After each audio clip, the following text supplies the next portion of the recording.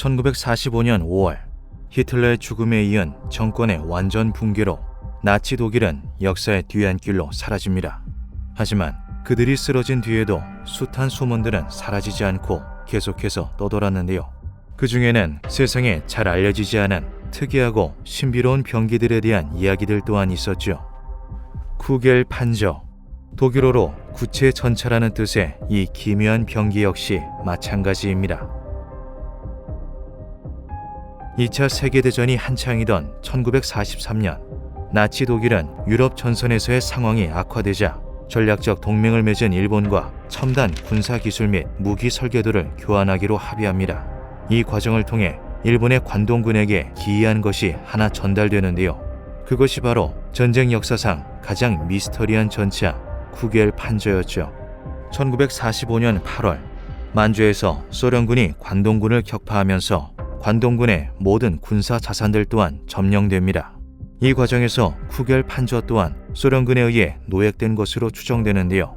정확히 어디서 발견되어 어떻게 옮겨졌는지는 공식적인 기록이 부재해 현재까지도 불분명하죠. 소련군은 당황할 수밖에 없었습니다. 그도 그럴 것이 전쟁 병기라고 하기엔 그 용도와 위력이 당초에 가늠되지 않았기 때문인데요. 1.7m 길이에 1.5m 높이를 가진 약간의 타원형을 띠는 구체 형태의 1인용 전차였죠. 하지만 전차라고 부르기에 장갑의 두께는 5mm로 너무나도 얇았습니다.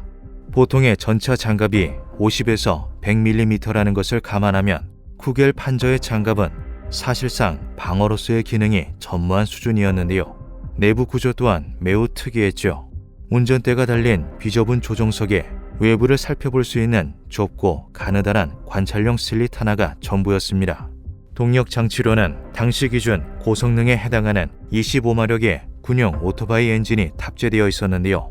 약 1.8톤으로 측정된 쿠겔 판저의 무게로 고려해 보았을 때 최대 시속은 10km 전후였을 것이라 추측되었죠.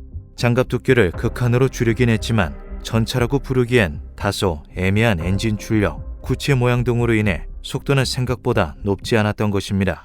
안에 탑승하는 조종사 또한 건장한 성인 남성을 기준으로 두었을 때 몸을 한껏 웅크린 채로 구겨 넣어야만 탑승이 가능했는데요. 소련군은 독일과 일본이 대체 어떤 방식으로 이것을 실전 운영한 것인지 파악해보려고 했으나 도저히 감을 잡지 못했죠. 이상한 것은 일본 관동군의 기록에도 쿠겔 판저가 전혀 언급되어 있지 않다는 것이었습니다.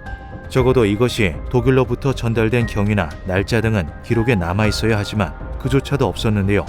쿠겔 판저가 노획된 한 대뿐인 건지 아니면 여러 대가 더 존재하거나 존재했는지 여부도 확인되지 않았죠.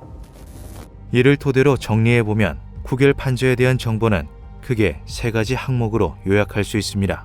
하나, 그것은 나치 독일이 만든 전차이지만 모종의 이유로 일본군에게 전달되었다. 둘, 1945년 소련군이 만주에서 관동군을 격파하면서 딱 한 대만 노획되었다. 셋, 5mm의 장갑, 25마력 엔진을 가진 관찰용 슬릿을 보유한 1인용 구체 전차이다. 그 이상의 정보는 소실되었거나 애초부터 기록되지 않은 것으로 추정되는데요. 종전 후 각국의 군사 전문가들은 쿠겔 판저의 용도가 무엇이었는지에 대해 여러 가지 가설을 제시하였죠. 첫 번째 가설, 정찰 병기. 가장 유력한 설명은 적진을 몰래 관찰하는 데 쓰인 경량화한 정찰용 전차라는 것입니다. 하지만 이해가 되지 않는 부분은 여러 산지에 있는데요. 5mm의 장갑으로 인해 탑승자는 사실상 죽음을 각오해야 한다는 점, 정찰용이라고 하기엔 너무 커다랗고 독특한 외형, 차라리 뛰는 것이 더 나은 느린 기동 속도 등 만약 적진을 몰래 정찰해야 한다면 쿠겔 판저에 탑승하는 것보다 길리 슈트를 입고서 맨몸으로 진입하는 것이 현실적으로 생존 가능성과 효율성이 더 높았죠. 두 번째 가설, 심리전쟁. 일부 군사 전문가들은 쿠겔 판저가 심리전쟁 도구였을 가능성을 제기했습니다. 기묘하고 이해할 수 없는 외형을 가진 전차를 출격시켜 적군에게 혼란을 안긴다는 것인데요. 하지만 이 역시 설득력은 크게 없었죠. 처음 보고서야 당황할 수는 있어도 이렇다 할 무기도 달려있지 않은 조그마한 전차가 적군에게 큰 압박이나 혼란을 야기했으리라고는 상상하기 어려웠습니다. 세 번째 가설, 지뢰 제거. 쿠겔 판저가 지뢰 제거용 차량이었다는 주장도 제기되었습니다. 무게와 속도, 독특한 외형 또한 매설된 지뢰 신관을 효율적으로 트리거하기 위해서 설계되었다는 건데요. 즉, 쿠겔 판저가 전진하면서 지뢰를 폭발시키고 뒤따르는 주력군을 위해 길을 뚫어주는 역할을 했다는 것이죠. 하지만 안에 조종사가 반드시 탑승해야 하는 구조에 쿠겔 판저의 장갑 강도로는 지뢰 하나의 폭발조차 견디기 어려울 것으로 예상되어 큰 지지를 받지는 못하였습니다. 네 번째 가설, 이동형 벙커. 또 다른 이론은 쿠겔 판저가 전투용이 아닌 일종의 이동식 벙커였다는 것입니다.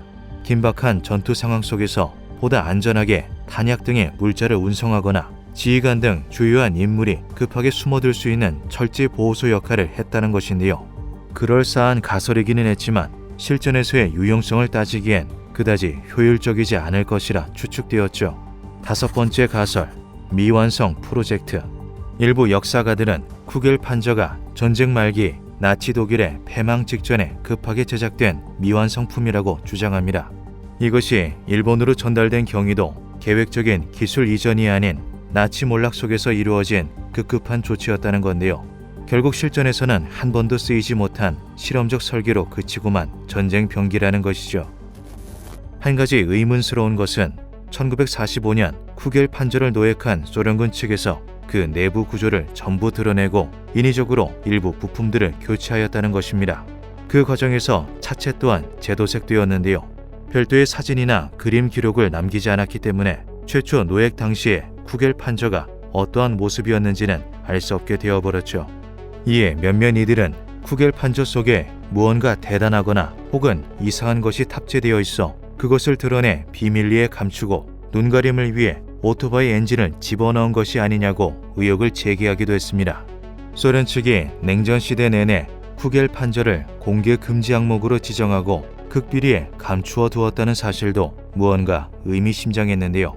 과연 쿠겔 판저에는 알려진 것 이상의 비밀이 존재했던 걸까요? 현재 쿠겔 판저는 모스크바의 쿠빈카 전차 박물관에 전시물 37번으로 분류되어 있습니다. 박물관 관계자들도 이것의 정확한 목적과 제작 배경에 대해서는 알 수 없다고만 설명하는데요. 과연 기이한 구체 전차 쿠겔 판저의 정체는 무엇이었을까요? 전쟁 막바지에 잊혀져 버린 실험 병기였을까요? 아니면 밝혀지지 않은 비밀 프로젝트의 일부였던 걸까요? 그 비밀은 80년이 지난 지금까지도 여전히 미스터리로 남아 있습니다. 기묘한 밤이었습니다.